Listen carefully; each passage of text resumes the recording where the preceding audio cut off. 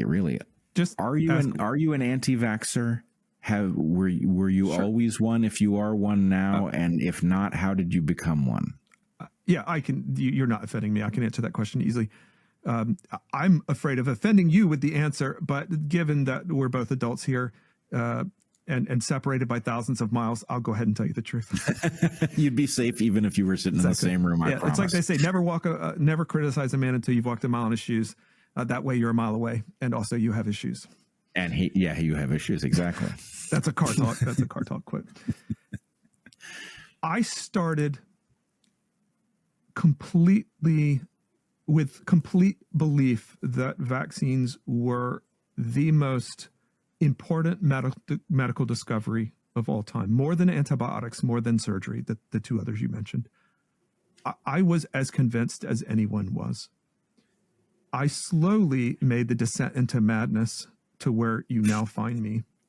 The journey, I'll sum it up in 60 seconds. The journey was,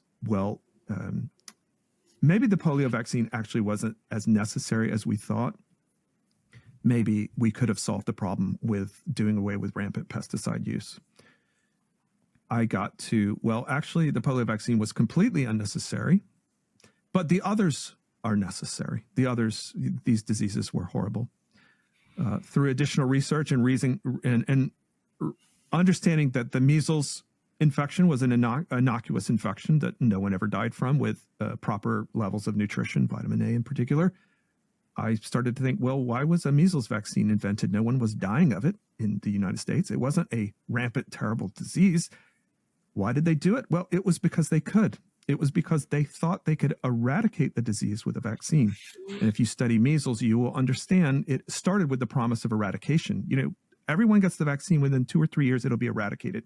And on it goes till the point it's not eradicated. So I transitioned into maybe there are some vaccines that are useful and others that really you don't need. I then made the jump to what I call a first world anti-vaxxer, which is, we need vaccines in the third world. They don't have the medical care or nutrition that we might have here. So sure, maybe a couple of hippies in California can afford to skip it. But if everyone skipped it, and then especially in the third world, no, we have to do that. We'll lose herd immunity. I then realized herd immunity was a falsity in the case of several vaccines, and I'm beginning to wonder if it's completely false for all vaccines.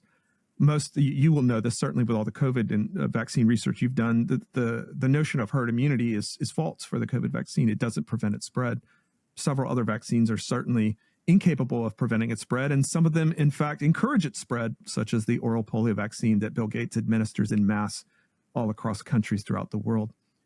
So I am now at the point, I apologize, dear friend, I am at the point where I believe vaccines are completely unnecessary, even in the third world. I'm sure you've heard Bobby Kennedy mention the Dr. Peter Aabe study in Africa, where they followed a large cohort of children who had gotten the DTaP vaccine and those who hadn't, and the mortality rate of those who had gotten the vaccine was 10 times higher. This is Dr. Peter Aabe is considered the godfather of vaccination in Africa.